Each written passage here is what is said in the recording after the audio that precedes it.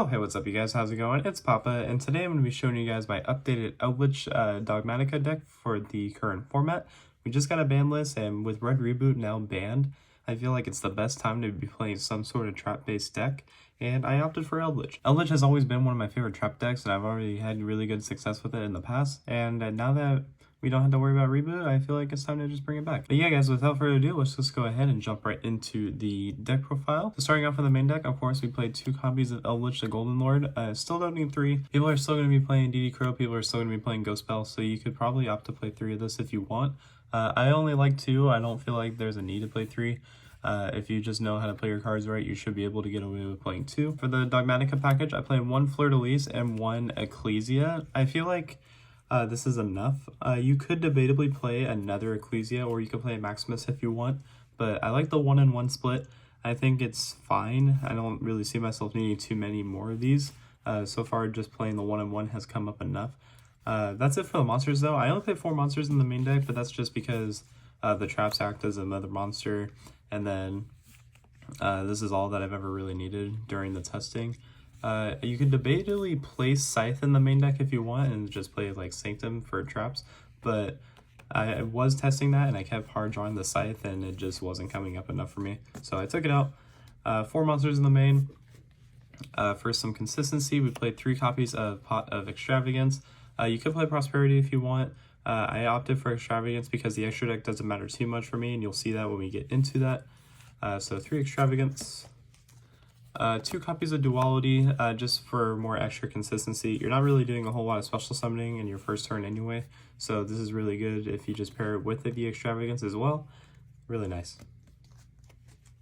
We're also playing 2 copies of Nadir Servant. I know this card's at 3. I opt to side the 3rd one for going 2nd, but Nadir Servant at 2 is really good. What I do is I mainly send the Garuda from the extra deck. Being able to get a search and then a draw after is really nice. I just never knew myself needing more than 2 in the main deck, mainly because you don't want to brick on it. But again, worst comes to worst, you could just send the other copy off of Golden Lord. We also play 2 Cursed Eldin.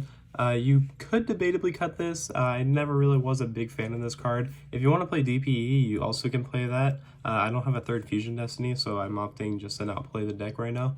For traps, I opt to play 3 Solemn Strike. This is probably the best trap card in the game. Really good if you go 1st or 2nd with this card. It's just really optimal. You really have to play this card in any kind of trap-based deck that you're playing. Solemn Strike is just that damn good. For the ELDLICH cards, we played 3 copies of Sanguine, Standard, 3 Conquistador, still a 3, you gotta love it, and 2 Haquera. That's really it for that. You don't play like Golden Land forever, you don't play like any of the other ELDLICHers because you're playing the Dogma stuff, so I feel like the 8 traps is fine. For some Floodgates, we played 3 copies of Skill Drain. Just more effect negation, especially with tier, you're going to be crazy in the format. You need to be able to just stop negation in general. So this card does a lot of the job. 2 copies of There Can Be Only One and 2 copies of Rivalry. I opted for the 2-and-2 split. I didn't really see the need to max out on these because I just didn't want to brick on them. And I don't really like playing Floodgates in general with ELDLICH. As you've seen in the past, I've mainly just gone more like regular trap heavy. But these cards are too good not to play in my opinion for the format, so I just opted to play 2-and-2 split, and so far it's been doing really well for me, so can't really complain there. Next we play 3 copies of Torrential Tribute. Shouldn't come as a surprise. It's Torrential paired with Strike is the best combo in the game. Call my bluff. 3 copies of Ice Dragon's Prison. I feel like this card's going to be a lot better this format now because with tier being popular, Sprite's probably still going to see some play. There's just a lot of usage for this. This card's really good still, and I just feel like it's going to be a good mid contender. And then I opt for 3 Punishment. Granted, yes, I know you can only activate one of these per turn, and you have ways of getting to it, but this card's really good because I have a lot of targets in the extra deck that you can send for this, and basically the whole extra deck is intended to be played off the Punishment. And you'll see more when I get into it, but this card's really broken in the deck, and it's basically one of your big win conditions. It's such a great card, really good. That's it for the main deck. 40 cards, nice and even, nice and solid for the main. Moving on to the extra deck, we play double copies of Garuda. Again, we're playing Extravagance, so you kind of have to duplicate multiple copies on certain cards. What I like about this card is sending it off of Punishment, sending it off of Servant, being able to get that pop and then that draw effect. Really good in that aspect. And then we play 3 copies of Entis. Basically, like, almost the same reasoning as Garuda, but this is basically a 2-for-1 when you pair this with Punishment, pair it with Servant.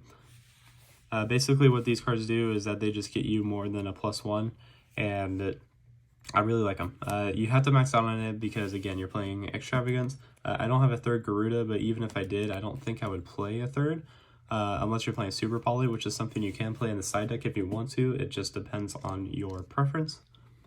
1-1 Pegasus at Ignister. Same thing, you send this off of Punishment, send it off of Servant, so that way you can protect your stuff. 1 Pallades for your trap cards. It's not really the main focus of the extra deck, so I only played the 1. Not 1, 2 Super Dreadnought Railcan and Gustav. You need to play 2. This card's really good because it helps in time as well. Not saying you should burn for time, but if you are in time, it does help. So 2 of these. 1 of the tank, just in case it's an extra win condition if you're going for game, but really good card. Zeus, I've probably made Zeus maybe once the entire time I've been playing Eldritch, but I wouldn't play the deck without it. It's just too good.